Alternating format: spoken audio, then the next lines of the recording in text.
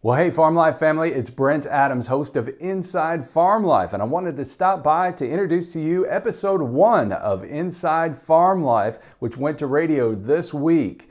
It contains a discussion with USDA Meteorologist Brad Rippey talking about drought conditions in parts of the United States, and he also gives us a planting report for many of the nation's top crops. And then we hear from Scott Heiberger with the National Children's Center for Rural and Agricultural Health and Safety. He talks about keeping those kiddos safe on the farm. You know, school's about to let out and kids are going to be taking on more responsibilities on the farm, and these guys have thought about many ways to keep kids safe, and they want you to put that front and center. So I hope you'll give that a listen. Then we bring in my buddy Jesse Allen with his Market Talk report. He each week brings in some of the brightest minds in the agricultural markets to break everything down for us so we have a better understanding of what's going on there. Then I introduce you to another buddy of mine, Ray Bohacz, the hot rod farmer. You can hear his show, Farm Machinery Digest Radio, each week on SiriusXM Satellite Radio, Rural Radio, Channel 147. He brings some common sense tips to keeping your farm equipment and your vehicles maintained so they don't cost you precious dollars and cents. And then we're going to bring in a weekly music feature called Back to the Country. Why? Because we're taking true traditional country music back to the country where it belongs. And we start out this week with my buddy John Paycheck, who is the son of country music icon Johnny Paycheck. He's got a brand new song that he just dropped last week, aptly named Outlaw's Son. You're going to want to hear that. So make sure you go listen to episode 1 of Inside Farm Life, which comes up right after this message. And be looking out here. We're going to be sharing information in the coming weeks about a companion podcast, which is going to go deeper on a lot of these subjects and bring you information that's going to help you make money, save time, and understand hot button issues in agriculture. And we're going to be doing some live streams both on the ag side and the country music side. We've got a lot going on, and I'm really excited to bring it all to you. But now I want to present to you the first episode of Inside Farm Life. Thanks so much, friends and neighbors. Hope y'all come back and do bring along a friend.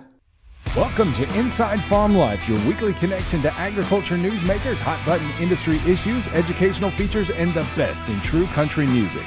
I'm your host, Brent Adams, and we thank you for giving us some of your time this week. We have a lot to get to, so we'll start out with some news. And in many areas of the country, drought coverage is expanding nationwide, and so is the potential impact on water resources, crops, and livestock. USDA Radio's Rod Bain reports. Expansion of drought across the country, especially in the western half of the continental U.S., is raising concerns for ag producers in impacted areas. Foremost, according to USDA Meteorologist Brad Rippey, is worry in places like the Southwest and Central Basin about available water supplies for irrigation. One of the problems is that we have seen premature melting of already meager snowpacks in many areas, and that has left very little snow still to melt. What snow that did melt is not always reaching streams and rivers. Some of that is soaking into already parched soils. And then there are commodities covered in drought, a category within the U.S. Drought Monitor, which as of the first week of May indicates there are a number of crops threatened by this expansive drought, and 3 commodities that really jump out as we move into May, primarily grown across the northern plains. We see durum wheat, 93% of the U.S. production area in drought on May 4th. Also high on that list, sunflower production area, 86% in drought, spring wheat, 82%, and barley at 59%. All of those areas will need appreciable rain during the growing season to help offset the effects of drought that has become well established. Drought is not as prevalent in the Midwest, although Rippey notes we do see at this time 26% of the U.S. corn production area in drought. Much of that, though, in some of the western production areas, 22% of the soybean production area in drought. Regarding other crops and commodities in drought, per the May 4th U.S. Drought Monitor, we also see winter wheat, 35% in drought, sorghum, 33%, cotton, 31% in drought. And one of the concerns there is that the really heavily cropped areas of West Texas remain extremely dry. Cattle production areas in drought for the U.S., 36% in drought, and then hay production areas in drought, 33% of the country. I'm Rod Bain reporting for the U.S. Department of Agriculture in Washington, D.C. Also this week, USDA Meteorologist Brad Rippey provided us with an update on U.S. planting progress for corn, soybeans, spring wheat, cotton, rice, peanuts, and sugar beets. We start out with a status report on corn. Now, last week, we had a number of states that exceeded the 30% planted in 1 week mark. We did that with only one state this week. It was South Dakota, planting 41% of its corn in just the last week to reach 66% overall. But we did have 5 other states that made it past the 20% in 1 week mark. That list included Illinois, Nebraska, North Dakota, Wisconsin, and Minnesota. The common theme among those states is that most of those were in the upper Midwest where they did not get the heavy rain. Just the only problem there, really just the cold weather. So if you put the 2 weeks together, some of those upper Midwestern states planted an enormous amount of corn in the 2 week period. Minnesota, 2 week progress, 67%. Nebraska just behind at 65% planted in the 2 week period. Rippey says soybean planting progress is similar to the corn planting progress. We did see relatively good planting progress in a lot of those same upper Midwestern states. 20% or more of the crop planted just during the last week in Iowa, Minnesota, Nebraska, and South Dakota. The big winner in the planting of soybeans department was Minnesota, planting a remarkable 42% just in the last week, 63% over the last 2 weeks. That said, there were a few areas, mainly in the southern and eastern part of the Midwest, where we did see some fairly slow field work as rain shut things down fairly early in the week. Ohio, a good example of that. We saw just 3% of the crop planted during the week to reach 20% overall. But even there, that's ahead of the 5-year average pace of 13%. So not a concern yet, just one very slow week in that wetter area of the South and East. Rippey also says spring wheat planting has progressed at a good pace despite drought conditions in many spring wheat areas. As we take a look at the spring wheat crop in the drought-affected northern plains and Northwest, no surprise that planting is occurring at a very rapid pace. 70% of the spring wheat seeded by May 9th, well ahead of the 5-year average of 51% and last year's 40%. We now see planting progress past the 90% mark in states like Idaho, Minnesota, and South Dakota. Spring wheat emergence is occurring despite the dry conditions, but we will need moisture to sustain the crop during development over the next several weeks. 29% of the U.S. spring wheat emerged by May 9th. 20% is the 5-year average. Last year at this time, 15%. And the one state that is showing emergence that's only on par with its normal stage, despite fairly rapid planting, is Montana. 20% emerged, 5-year average is 20%. It would not hurt to get some moisture and also some warmer weather for that crop as we move through the next few weeks. Rippey notes a mixed bag in terms of cotton planting progress. Taking a look at cotton planting progress for the week ending May 9th, 1/4 of the nation's intended cotton acreage planted on that date, 1 percentage point behind the 5-year average and 5 points behind this time a year ago. Very much a mixed bag in terms of cotton planting progress. It's been dry in the far west, so we see relatively good planting progress in states like Arizona and California, both 75% complete, both just 3 points behind the 5-year average of 78%, so pretty much right on par. But from the Delta eastward, Mississippi Delta eastward, we do see some planting delays due to wetness. Those numbers are showing up in a number of states. Just to give a couple of quick examples, Arkansas just 19% planted, 5-year average is 35%. Missouri just 10% planted, 5-year average 39%. And that just reflects some of the wetness and the cool weather that has been slowing field work across that region. As you move into the southeast, it's been a bit drier as you move closer to the Atlantic coast. That has allowed South Carolina to move ahead to 40% planted. 5-year average is 29%. Rain in many areas of the country hasn't done peanut farmers any favors. Rippey says the pace of planting the nation's peanut crop is falling behind schedule. Now 23% of the overall peanut crop planted. 5-year average 30%. We're also behind last year's 25%. We did finally see some planting progress across the southern high plains.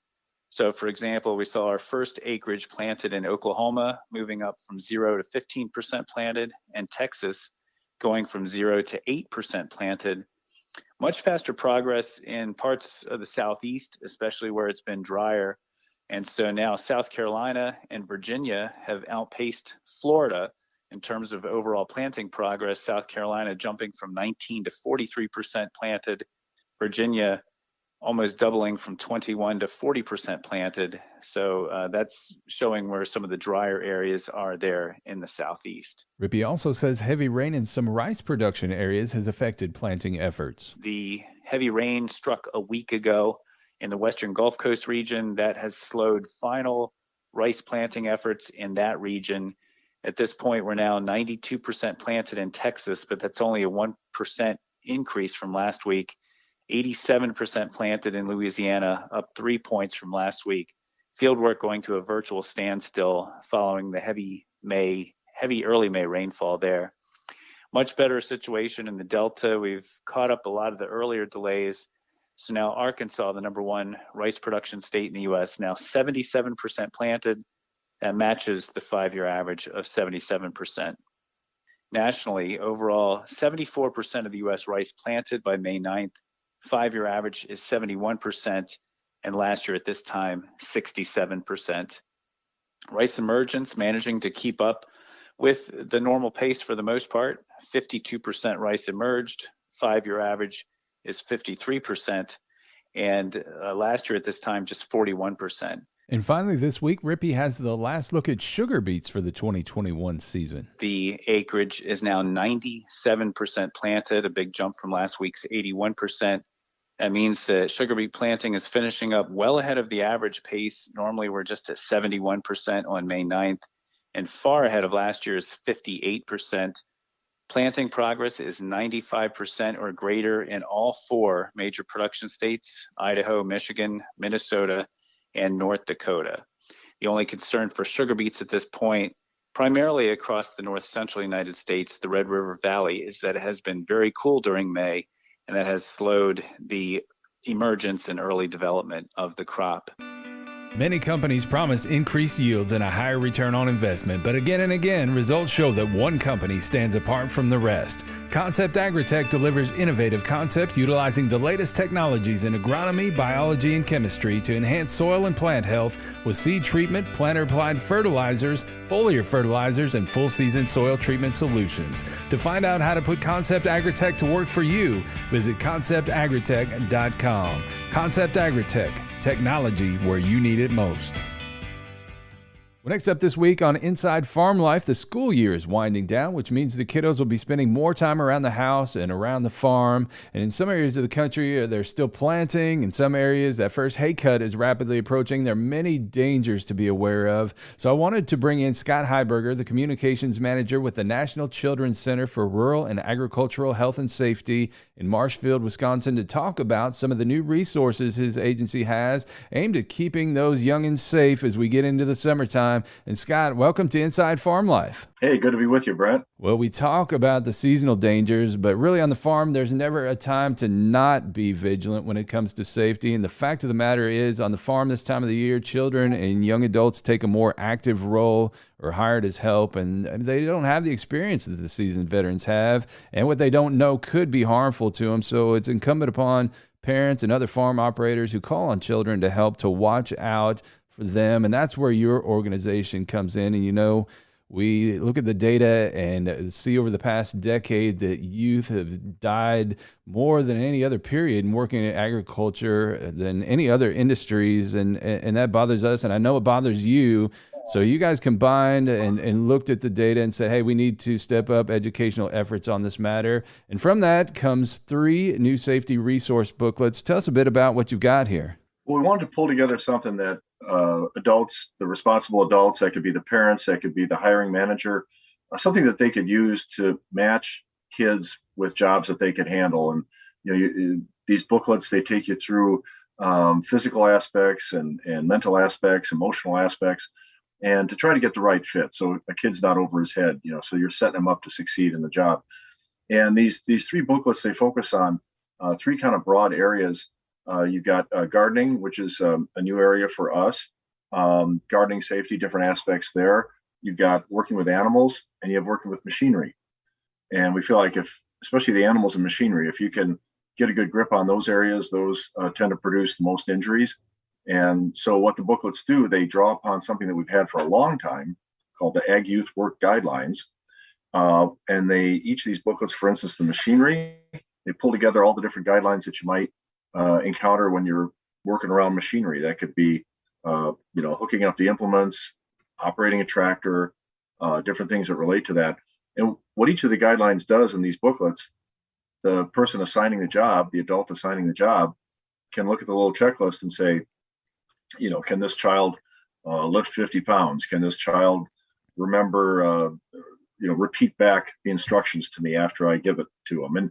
And by asking the kids some of these questions and going through this checklist, it can give that adult, a decent indication of whether that job is a good fit for that child. Well, I think that's so important too. I mean, one of the things that you brought up there is child development and communication. And I think that's so important because, a lot of times folks operating on a farm just want to get the job done. They want an extra set of hands to help out, but they don't stop and think that, these are just kids and they're just learning, they're just developing.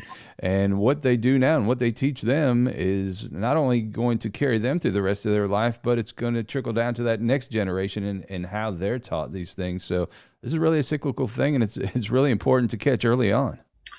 And you think about youth, you think about when you were assigned a job, you mean I get to drive that tractor? I get to operate that machinery? That's cool. And so if an adult would say to me, okay, you got it? And of course I'd say, yeah, because I just want to get on there and drive it. So it's, we can't count on the youth to ask questions, so sometimes they don't want to ask questions. They don't want to admit they didn't catch something. And so, while we're working on the youth and encouraging them, saying, hey, now repeat it back to me. So that way you're not asking them a yes or no question. If you say, you got it? They're going to say yes. But if you say, okay, repeat back to me what I just assigned to you, then you can kind of catch whether they really absorbed it. So yeah, we really encourage the adults to take the lead in that regard and don't count on the kids to say, no, I don't know how to do that, because sometimes pride gets in the way. And you're talking about, as you said, everything from gardening to farm equipment to working with animals. In your day-to-day work, what are some of the biggest pitfalls that you see?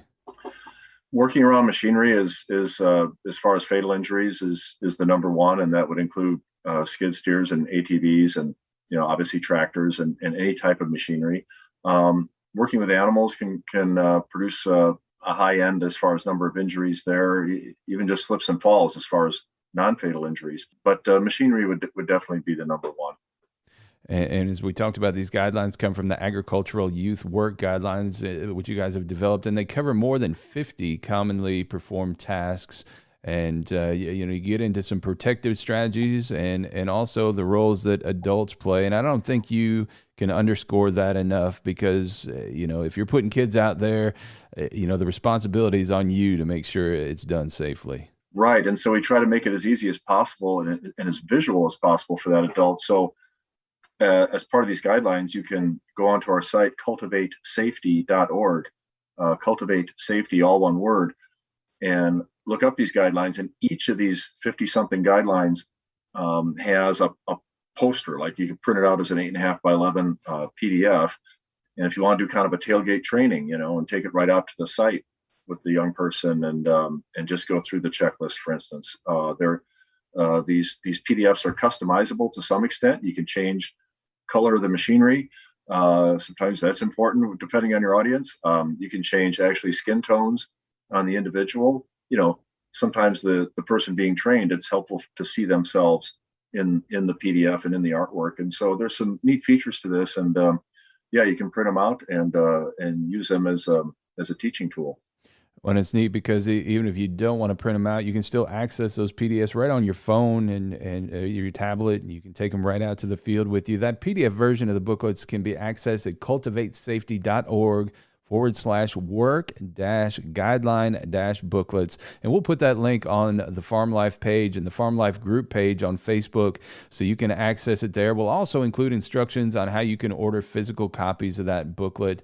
And I understand it's available in English right now, but you're also working on publishing them in Spanish and French. So for those folks to access it, be on the lookout for that soon as well. Yeah, and that should be in. I haven't checked the website this week, but those other language versions, you're right, they should be up any day now. For all things safety, make sure you keep an eye on cultivatesafety.org throughout the year for more vital tips about keeping children safe on the farm. And Scott, we want to thank you so much for taking the time to come and talk with us today here on Inside Farm Life. And we'd love to have you back again around harvest time to give us an update on the latest from the National Children's Center for Rural and Agricultural Health and Safety. We'd love to do that, Brent. Thanks a lot. Next up on Inside Farm Life, we know market analysis is important to many in agriculture, so each week we'll bring you our weekly Market Talk segment with Jesse Allen. He brings in some of the brightest analysts in the business to break down weekly movements in the market, and this week we kick things off talking about the May WASDE reports. Jesse. And thank you very much, Brent. Happy to bring this Market Talk update to Inside Farm Life. We take a look at the May USDA WASDE report that was released on Wednesday. Mike Zuzolo of Global Commodity Analytics joined me as a guest on Market Talk Wednesday afternoon to talk about the report. And there weren't that many surprises, but there were a few out there. And I first asked Mike about the surprises that he saw, especially on the corn side. Yeah, and I think the biggest non-surprise for the corn, and we'll start there, is that the wheat feeding came in a big way, Jesse. And we had been talking about this, and USDA picked up on this. And so in this sense, it's real-time data. They're expecting that the June to August wheat feeding will displace corn at the greatest level since like 2013. So it's a big number that we're going to be losing in terms of corn feeding. When we look at the carryover numbers, I think that's probably where the biggest surprise was for me. We aren't building stocks that much, but we really aren't losing stocks, and it kind of gives you the impression that domestically the high prices are really doing a good job of keeping the corn here in this country and not letting it go to the export market. In fact, USDA took down their total domestic production, or raised it by about 4.5% versus last year, and they took down their new crop exports down about 12% from the current marketing year. So they are continuing on that theme that corn exports are going to lose to the domestic side of the equation. I also talked to Mike and asked him if he thought that growers, producers, farmers need to change anything with their mindset about their marketing plan here as we work past this May WASDE report. Here was what Mike had to say. We're in May. We're caught up on planning, and we've got a lot of external things going on. And, you and I have talked about how this seems to be like a baseline year of 2008, 2012. I still think it's more like 2008 because of the inflationary pressure. In fact, the CPI number that came out, Consumer Price Index number, year over year, it jumped the most in some categories, the highest since 2008. And so I think, Jesse, with this Colonial Pipeline going down and noticing how fragile our supply chain still is after the pandemic, noticing that the CPI supercharged up the interest rate yields again and the bond yields started to jump, and that then ignited the dollar. We've got a lot more potential headwinds. And so I really I'm doing analysis on this right now, so I'm not 100% through this yet, but what I'm starting to formulate in my mind at this stage, given we've got an average price by USDA and all these other factors going on the one hand, I could see the government coming in and establishing price controls in some way, shape, or form, or the Federal Reserve comes in and raises interest rates earlier than they said and effectively establishing a price control by knocking the inflation bull in the head. That's on the one side. So we've got downside potential, I think, because of that. And again, just because of the nature of the soybean supplies in Brazil, if they're there. And then on the upside, we have the potential where we've got enough chemical problems, enough supply chain problems. Farmers are starting to talk to me about not being able to get enough chemicals. Farmers are starting to talk to me about not being able to get tractor parts for fixing tractors that are only 5 or 6 years old right now. And so then I start thinking to myself, what happens if we can't get into the fields? What happens if we can't get to the harvest? What I'm getting at is I'm kind of drawing up a Dale Carnegie type mindset. What's the worst thing that can happen and what's the best thing that can happen? And under both scenarios, and this is a long-winded answer, but under both scenarios, it's a bought put mindset that I have. I don't want to sell too much cash, but I want to get a floor underneath me, especially in those markets that are carrying a futures premium when you factor in the cash basis. And lastly, I asked Mike if there was anything new with the weather forecast, as that's been one of the fundamentals we've been standing on in this market.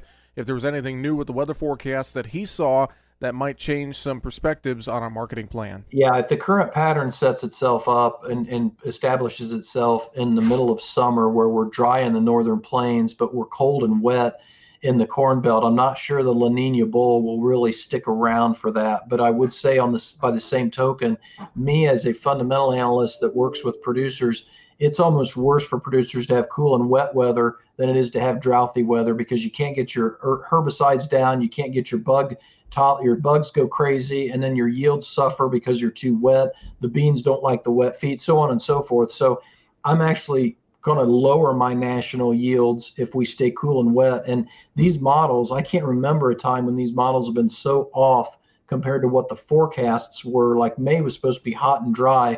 We've been the exact opposite across the whole Corn Belt. It's not just been one side or the other. It's been the whole Corn Belt has been cool and wet, and it was supposed to be mostly warm and dry. So I would say don't go more than 5 days out and trusting the weather right now, and be ready for a lower national yield come August, September if we stay cool and wet. And again, that's comments with Mike Zuzolo of Global Commodity Analytics from Wednesday's episode of Market Talk, getting his reaction to the USDA WASDE report for the month of May. This has been a Market Talk update for Inside Farm Life in Nashville, Tennessee. I'm Jesse Allen reporting. And you can find Jesse's daily market updates at markettalkag.com. Again, that's markettalkag.com. And you can find him by searching Market Talk on Facebook. He also appears on the American Ag Network, and you can hear him host Your Ag Today, weekday mornings about 6:50 a.m. Eastern on SiriusXM Satellite Radio, Rural Radio, Channel 147. Next up on Inside Farm Life, I want to introduce you to my friend, the hot rod farmer, Ray Bohacz. He brings a common sense approach to keeping your equipment and vehicles maintained on the farm. You can check out all of his great multimedia content at farmmachinerydigest.com. Welcome to Bushels and Cents from Farm Machinery Digest Radio, heard exclusively on SiriusXM Channel 147 Rural Radio. I am your host, Ray Bohacz, the hot rod farmer. And never forget, it is not what you make, but what you keep that counts. There are many small engines that are essential workers on a farm. They may be tiny, but one that does not run can bring your operation to its knees. Often, a scenario like this plays out. The engine starts cold and runs fine. You shut it off for a few minutes and then it will not restart. An hour or so later, it runs again. Though a few different issues can present this way, try this simple test. Loosen the gas cap. A plugged vent may be the problem. Agriculture runs on machinery, profits on reliability. Visit farmmachinerydigest.com, where steel and soil meet. And you can catch Ray Bohacz's Farm Machinery Digest Radio on SiriusXM Rural Radio Channel 147. It airs each Saturday at 11 a.m. Eastern and again on Sundays at 6 p.m. Eastern, so I hope you go and give him a listen. Well, now that we have business out of the way, it's time to exhale, kick up our heels, and delve into a segment that we call Back to the Country. Each week, we'll spotlight country music singers and songwriters making true traditional country music. In a few weeks, when we launch the Inside Farm Life podcast and live streams, we'll also be bringing you in-depth interviews from many of those artists, and we have some great ones lined up, so stay tuned. This week, I wanted to share with you the very latest release from my friend John Paycheck, the son of country music icon Johnny Paycheck. John has nobly served his country in the U.S. Army and has now relaunched his own music career, and he's doing country music the way it was meant to be done, just like his daddy did it. This is his latest, aptly named Outlaw's Son on Inside Farm Life. Son, don't do those things I've done. I understand I right those wrongs, but I'm bound for those gates where the devil plays my hand. Take my guns and that old guitar, do with it what you will. Show them all you're an outlaw son, but he's more than his father's mistakes.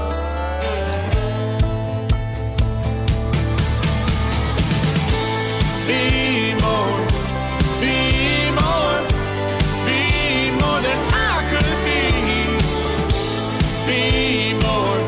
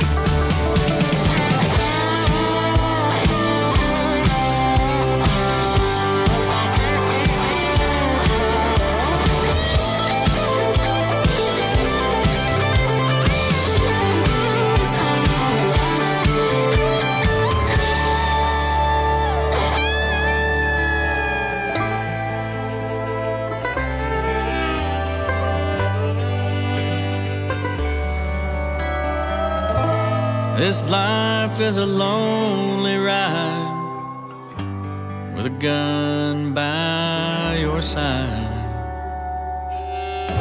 This outlaw kept his family fed.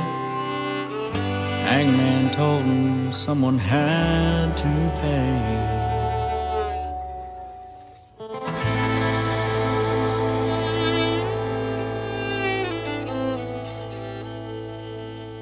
That was John Paycheck with Outlaw's Son. You can learn more about his career at johnpaycheck.com. Well, that's all the time we have for this week, friends and neighbors. For now, it's Brent Adams. Let's meet up here again next week. And hey, bring along a friend. You've been listening to Inside Farm Life, a production of Farm Life Media. If you have topic suggestions for future episodes, drop us a line at brent@farmlifemedia.com, and be sure to like the Farm Life page and join the Farm Life group on Facebook.